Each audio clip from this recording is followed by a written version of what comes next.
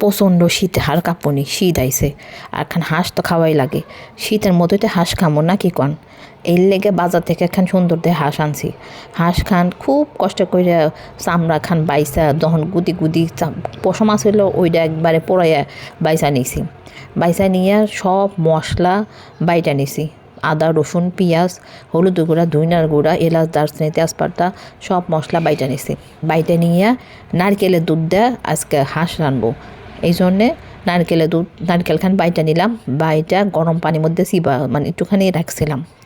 রাখলে গরম পানি নারকেলখান দুধ বানানোর সময় অবশ্যই নারকেল বাইটা নেবেন। বাইটা তারপর ওই গরম পানির মধ্যে রেখে দিবেন। ওই দুধ দিয়ে ভালো দুধ বার হয়। তারপরে নারকেলের দুধ দিয়ে দিছি হাঁসের মধ্যে।